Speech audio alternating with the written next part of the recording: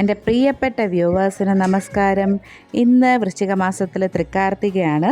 അതുകൊണ്ടാണ് ഇങ്ങനൊരു കാഴ്ചയൊക്കെ കാണാൻ പറ്റിയത് കേട്ടോ.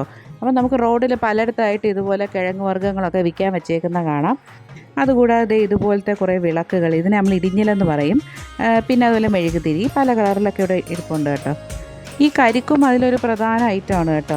ഈ കിഴങ്ങ് വർഗ്ഗങ്ങളെന്ന് പറയുമ്പോൾ അതിൽ കാച്ചിൽ, ചേമ്പ്, ചേന, നനക്കിഴങ്ങ്, ചെറുകിഴങ്ങ്, പിന്നെ നമ്മുടെ കൂവക്കിഴങ്ങെന്ന് പറയും, അതായത് ആരോ റൂട്ട് കേട്ടോ, കൂവക്കിഴങ്ങ്, അങ്ങനെ ഒരുപാട് ഐറ്റംസൊക്കെ ഉണ്ട്. ഈ കിഴങ്ങ് വർഗ്ഗങ്ങളെല്ലാം കൂടെ നമ്മളൊരു വലിയ കഷ്ണങ്ങളാക്കി മുറിച്ച് വേവിച്ച് അല്ലെങ്കിൽ പുഴുങ്ങിയെടുക്കും. അത് കഴിഞ്ഞിട്ട് ഇലയുടെ ഉണ്ടാക്കുന്നത് എല്ലാവർക്കും അറിയാം. അതായത് ഇതുപോലെ തേങ്ങയും ശർക്കരയും കുറച്ച് ഏലക്കാപ്പൊടിയൊക്കെ ഇട്ടിട്ട് ഇതുപോലെ ഇലക്കകത്ത് നമ്മുടെ അരിമാവെന്ന് വെച്ചാൽ ഇടിയപ്പത്തിൻ്റെ ഏകദേശം ലൂസായിട്ടുള്ളൊരു മാവ്, അതിനകത്ത് ഈ പറയുന്ന സാധനങ്ങളെല്ലാം ഒന്ന് സ്റ്റഫ് ചെയ്ത് മടക്കിയെടുക്കുന്നതാണ് ഇലയിട എന്ന് പറയുന്നത്. അപ്പോൾ അതൊക്കെ ഒരറ്റത്ത് റെഡിയാക്കാൻ വെച്ചിട്ട് ഞങ്ങളിവിടെ വിളക്ക് കത്തിക്കാൻ വന്നു. ഇത് നമ്മൾ ബാൽക്കണിയിലാണ് ആക്ച്വലി ഈ വിളക്കൊക്കെ കത്തിക്കാമെന്ന് വിചാരിച്ചത്. പക്ഷേ കാറ്റ് കാരണം ഒരു രക്ഷയില്ല കേട്ടോ. അത് കാരണം നമ്മളിങ്ങനെ നമ്മുടെ ഫ്ലാറ്റിൻ്റെ ഫ്രണ്ടിലായിട്ടുള്ള ഏരിയയിൽ ഇതുപോലെ അറേഞ്ച് ചെയ്ത് വെച്ചിട്ടുണ്ട്. ഇതിപ്പോൾ 14th ഫ്ലോറാണ് നമ്മുടെ ഈ ഒരു ഫ്ലാറ്റ്. അതുകൊണ്ട് ഭയങ്കര കാറ്റ് നല്ല രീതിയിൽ വരും. അപ്പോൾ നമ്മൾ ഈ ഒരു ചെറിയ സ്പേസിലായിട്ട് ഇത്രയൊക്കെ വിളക്ക് മാത്രമേ വെച്ചിട്ടുള്ളൂ. അങ്ങനെ വിളക്കൊക്കെ ഇവിടെ അറേഞ്ച് ചെയ്തു. ഇനി കിച്ചണിൽ എന്താണ് പരിപാടിയെന്ന് നമുക്ക് നോക്കാം കേട്ടോ. അടുത്ത പരിപാടി എന്ന് വെച്ചാൽ നമ്മൾ ഈ ഒരു കിഴങ്ങൊക്കെ ഇങ്ങനെ പുഴുങ്ങിയെടുത്തല്ലോ, അപ്പോൾ അതിൻ്റെ കൂടെ കഴിക്കാനുള്ളൊരു ചെറിയൊരു ഐറ്റമാണ് ഞാനിവിടെ അടുത്ത പറയാൻ പോകുന്നത്. ഇതെന്ന് വെച്ചാൽ നമ്മൾ വെളിച്ചെണ്ണ എടുത്തിട്ട്, കുറച്ച് വെളിച്ചെണ്ണ, അതിലൊരു 10-15 അല്ലെങ്കിൽ 20 വറ്റൽമുളക് ഇതുപോലെ ഒന്ന് മൂപ്പിച്ചെടുക്കും. മൂപ്പിച്ചെന്ന് വെച്ചാൽ ഇച്ചിരി ഒരു ബ്രൗൺ അല്ലെങ്കിൽ ഒരു ഇച്ചിരി ഡാർക്ക് കളർ ആവുന്നത് വരെ ഒന്ന് മൂപ്പിച്ചെടുക്കും.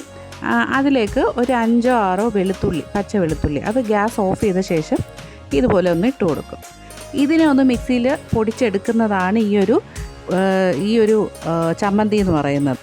ഇത് മിക്സിയിൽ പൊടിച്ചെടുത്ത ശേഷം ഇതിൽ കുറച്ച് ഉപ്പും കൂടെ ഇട്ടിട്ട് ഈ വറക്കാൻ ഉപയോഗിച്ച എണ്ണ ഒഴിച്ചിട്ട് തന്നെയാണ് നമ്മൾ ഇതിനെ ഒന്ന് ഒരു ചമ്മന്തി പരുവത്തിലാക്കി എടുക്കുന്നത്. അപ്പോൾ ഇതാണ് ആ ഒരു ചമ്മന്തി എന്ന് പറയുന്നത്. അപ്പോൾ ഈ ഒരു ചമ്മന്തി, ഈ കിഴങ്ങും ഉണ്ടല്ലോ, ഈ പുഴുങ്ങിയെടുത്ത കിഴങ്ങും അസാധ്യ ടേസ്റ്റാണ് കേട്ടോ, അസാധ്യ കോമ്പിനേഷനാണ്. അപ്പോൾ ഈ ഒരു ചമ്മന്തി നമ്മുടെ മരിച്ചിനിക്കായാലും നല്ല സൂപ്പർ കോമ്പിനേഷനാണ്. അതിന് വേറെ വലിയൊരു റെസിപ്പി ഒന്നും ഇല്ലല്ലോ, ഇതിൽ സിമ്പിളായിട്ട് നമുക്ക് ചെയ്യാവുന്നതേ ഉള്ളൂ. അപ്പോൾ ഇത് ഞാൻ അതും കൂടെ ഒന്ന് നിങ്ങളെ കാണിച്ച് കൊതിപ്പിക്കാമെന്ന് വിചാരിച്ചു കേട്ടോ. അതിൻ്റെ ഇതുപോലൊരു കഷ്ണം എടുത്തു. ഇതെനിക്ക് തോന്നുന്നു നനകിഴങ്ങാണെന്ന്, കാരണം ഇത് മൊത്തത്തിൽ വേവിച്ചപ്പോൾ എന്ത് ഐറ്റം ആണെന്ന് തിരിച്ചറിയാൻ പറ്റുന്നില്ല. അപ്പോൾ അതും ഇതുപോലെ ആ ചമ്മന്തിയും കൂടെ ഇതുപോലെ എടുത്തിട്ട് കഴിച്ചാലുണ്ടല്ലോ ഭയങ്കര സൂപ്പറാണ്. അത് പറഞ്ഞറിയിക്കാൻ പറ്റില്ല. നിങ്ങളൊന്ന് ചെയ്ത് നോക്കുകയാണെങ്കിൽ അറിയാൻ പറ്റും. ഓക്കെ, അപ്പോൾ എന്തായാലും അങ്ങനെ ഞങ്ങൾ അതൊക്കെ കഴിച്ചു. അത് കഴിഞ്ഞിട്ട് ലാസ്റ്റ് അരിവൊക്കെ ഒന്ന് മാറാനായിട്ട് ഇതുപോലെ ഇലയുടെ കഴിച്ചു കേട്ടോ. ഇലയുടെ നല്ല കറക്റ്റ് പരുവാണ്. അമ്മയാണ് ഇലയുടെ ഉണ്ടാക്കിയത്. എല്ലാം അമ്മ തന്നെയാണ് ഉണ്ടാക്കിയത് കേട്ടോ. അപ്പോൾ എന്തായാലും നല്ല ടേസ്റ്റായിരുന്നു മൊത്തത്തിൽ.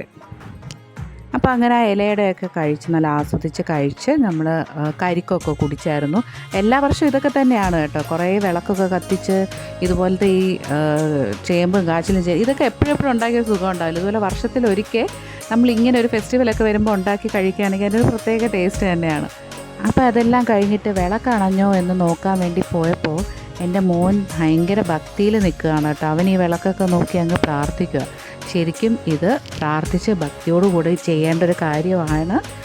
കാരണം ഇത് ദേവിയുടെ പിറന്നാളായിട്ടുള്ളൊരു ദിവസമായിട്ടും, അല്ലാതെ ദേവി അസുരന്മാരെ നിഗ്രഹിച്ച ദിവസമായിട്ടും, അല്ലാതെ തന്നെ സുബ്രഹ്മണ്യ സ്വാമിയുടെ കാർത്തികമാർ അവരുമായിട്ട് കണക്ട് ചെയ്തിട്ടൊക്കെ ഒരുപാട് വിശ്വാസങ്ങളുണ്ട്.